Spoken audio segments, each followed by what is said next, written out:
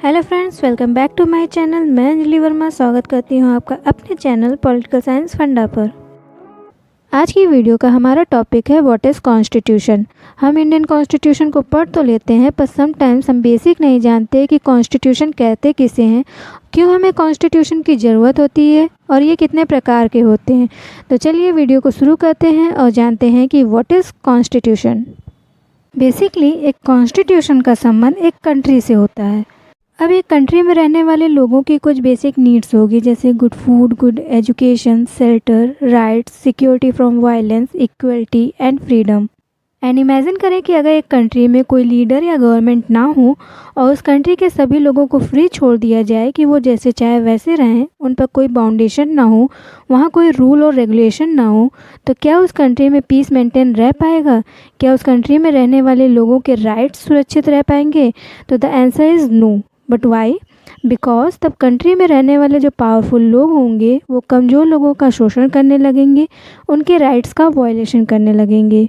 तो ऐसी सिचुएशन से बचने के लिए people create government and delegate power to them, ताकि गवर्नमेंट देश की शासन व्यवस्था को अच्छे से चला सके, उसे मैनेज कर सके। बट हिस्ट्री टेल्स अस कि जब जब लोगों को अनलिमिटेड पावर दी गई है, उन्होंने उसका मिसयूज़ किया है। So what is solution of it? So we need something, but what? We need some rules and regulations, जो गवर्नमेंट के लिए रूल्स एंड रेगुलेशन सेट कर सके और उनकी पावर को लिमिट कर सके। एंड ये काम कौन करता है? तो ये काम करता है उस देश का संविधान। संविधान यह तय करता है कि एक देश की गवर्नमेंट की क्या क्या रिस्पॉन्सिबिलिटीज़ है उस देश की जनता के प्रति, और उस देश की जनता के क्या क्या राइट्स हैं। सो अब हमने जान लिया कि वाई वी नीड कॉन्स्टिट्यूशन। अब हम जानेंगे कि what is constitution. So constitution is a set of principles और अ रूल बुक, जो बुनियादी नियमों का एक ऐसा समूह उपलब्ध कराए जो यह तय करेगा कि समाज में निर्णय लेने की शक्ति किसके पास होगी, सरकार कैसे निर्मित होगी, सरकार कानून कैसे बनाएगी, और सरकार द्वारा बनाए गए कानून लोगों के राइट्स का वायलेशन ना करे। इसलिए संविधान सरकार की पावर को लिमिट भी कर सकती है। बेसिकली संविधान सरकार को पावर देती है ताकि गवर्नमेंट उस देश की जनता की आकांक्षाओं को पूरा कर सके। अगर सिंपल वे में समझें तो संविधान एक देश की बुनियादी पहचान होती है। मतलब कि कॉन्स्टिट्यूशन एक देश का आइडेंटिटी कार्ड होता है, जो हमें यह बताता है कि उस देश की शासन प्रणाली कैसी होगी, उस देश की सरकार कैसे चुनी जाएगी, उन्हें कितनी पावर्स प्राप्त होगी, उस देश की गवर्नमेंट का स्ट्रक्चर क्या होगा। इसके साथ ही संविधान लीगल बाउंडेशन भी लगाता है कि कौन क्या कर सकता है और क्या नहीं। संविधान ये भी तय करता है कि उस देश की जनता के क्या क्या फंडामेंटल राइट्स हैं, और जनता के राइट्स इस प्रकार मौलिक होंगे। हमारा मौलिक से मतलब है एक ऐसी बेसिक नीड्स जिसके बिना हमारी ज़िंदगी का कोई मतलब नहीं है। अब जैसे एग्जाम्पल लें भारतीय संविधान का, तो भारतीय संविधान के द्वारा हमें कई मौलिक अधिकार प्रदान किए गए हैं। उनमें से एक है फ्रीडम ऑफ स्पीच, यानी कि बोलने की स्वतंत्रता। अब आप सोचिए कि अगर आपके इस अधिकार का वायलेशन हो, आपको बोलने की स्वतंत्रता ना हो, तो क्या आपकी लाइफ मीनिंगफुल रह पाएगी? The answer is no.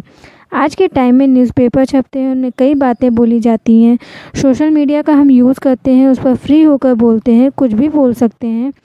But हमें फ्रीडम ऑफ स्पीच एक फंडामेंटल राइट के रूप में प्राप्त है, इसलिए गवर्नमेंट हमारे खिलाफ एक्शन नहीं ले सकता। क्यों? क्योंकि संविधान ने गवर्नमेंट की इस पावर को लिमिट कर रखा है कि वह जनता के फंडामेंटल राइट्स का वायलेशन नहीं करेगा। अब जैसे कुछ देशों में बेसिक चीज़ों पर भी गवर्नमेंट की रोक होती है, जैसे नॉर्थ कोरिया में ब्लू जीन्स पहनना अलाउड नहीं है, क्योंकि वहाँ की गवर्नमेंट ने इसे इलीगल कर दिया है। तो हर देश का संविधान अलग अलग होता है, उसके रूल्स एंड रेगुलेशंस अलग अलग होते हैं, क्योंकि हर देश का संविधान उस देश की हिस्टोरिकल बैकग्राउंड के आधार पर एक प्रोसेस के द्वारा बनाया जाता है।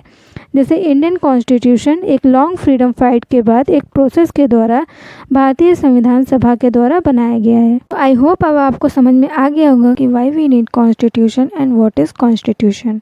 अब हम जान लेते हैं टाइप्स ऑफ कॉन्स्टिट्यूशन के बारे में, कि कॉन्स्टिट्यूशन कितने प्रकार के होते हैं। तो मेनली कॉन्स्टिट्यूशन दो टाइप के होते हैं, पहला रिटन, दूसरा अनरिटन। इसके साथ ही हम कॉन्स्टिट्यूशन को दो और कैटेगरी में डिवाइड करते हैं, वो है रिजिड और फ्लेक्सिबल कॉन्स्टिट्यूशन। अब रिटन कॉन्स्टिट्यूशन, अनरिटन कॉन्स्टिट्यूशन और रिजिड और फ्लेक्सिबल कॉन्स्टिट्यूशन क्या होते हैं, ये हम जानेंगे अपनी आने वाली अगली वीडियो में। तब तक के लिए हमारे चैनल के साथ बने रहें। अगर आपको मेरी ये वीडियो अच्छी लगे तो please like the video, share the video and please subscribe the channel. फिर मिलते हैं नेक्स्ट वीडियो में, तब तक के लिए बाय बाय, टेक केयर।